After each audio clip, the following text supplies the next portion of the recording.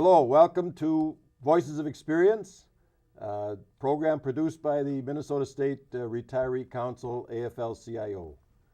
Our show title for today is Labor Service to Our Communities. My name is Bill Moore, and with me in the studio today are Betsy Hunter, who's the community organizer liaison with Working Partnerships, which is part of the Minneapolis Regional Labor Federation, and Lynne Larkin-Wright, who's the community services liaison with the St. Paul Regional Labor Federation.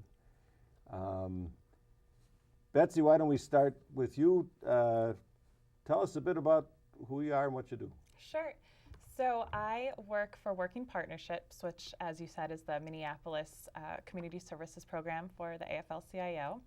And a few years ago, we became our own nonprofit 501c3 organization in order to really expand our services so that we could do more civic engagement with union members. Recently, for example, we were going to different groups and explaining how to do the ranked choice voting and telling people in Minneapolis to get ready for it and people in St. Paul what it is so that they knew what they were voting on, whether or not to have it. We also are working with the census in order to make people understand how important it is that they be counted in the next census and that their representation could depend on the numbers that come out for the census. We also do probably our most important work is client services. So we help union members who are facing financial hardship. We also do referral for union members and non-union members. We have connections to all sorts of different agencies and nonprofit organizations that we can refer people to help them get the help that they need in addition to what we can provide at our office. Also we, as my community organizer position, I go out and help organizers create different volunteer activities that union members and community members can get involved in. So we just this past weekend did an event in Anoka County where we helped rake yards for people who, for some reason, were unable to do it themselves and help them wash windows and other activities such as that. So when do you sleep? Never. Wow. It's a lot of coffee. Yeah. How about you, Lynne? Tell us a little bit about yourself and your work. Well, I'm a community services liaison, as you said, working at the St. Paul Regional Labor Federation and the Labor Studies and Resource Center, and that's the name of our nonprofit. And the work that I predominantly do is information and referral to union members, folks who are unemployed, and we all know our unemployment rate is so high. We have got a lot of folks coming in searching for resources in the community. We do different things, blood drives, we get involved in food drives and sharing Fare for All with members, a way for folks to save money.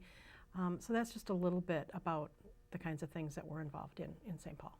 Okay, and then in particular, we're coming up on the holiday season, and St. Paul Regional Federation has a program called Labor of Love.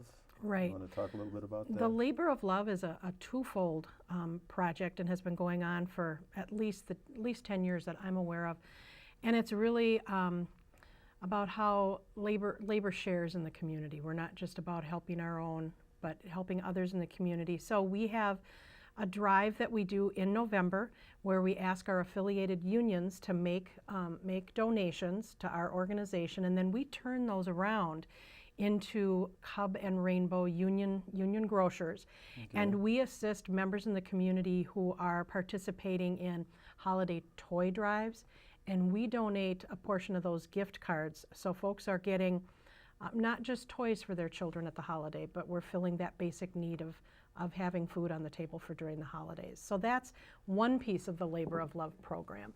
And then this year, because we have so many more union members who are coming to our program looking for information and referral, we're also going to take a portion of those cards to help our own brothers and sisters in the movement who are experiencing financial difficulties. So you take contributions from unions, from individuals as well? Yes, and turn Friends of Labor, you bet. And then you turn those into those gift cards from Cub and Rainbow And then Okay. they're given out, some of them to the community and then some to help. Some to actual union members who are on the bench or Correct, and we've looking got laid so off, many yeah. folks that are doing that And this if year. somebody wanted to contribute to this program, if Oh, they could certainly how do they do send that? to us, and you just make a check out to LSRC, which stands for Labor Studies Resource Center.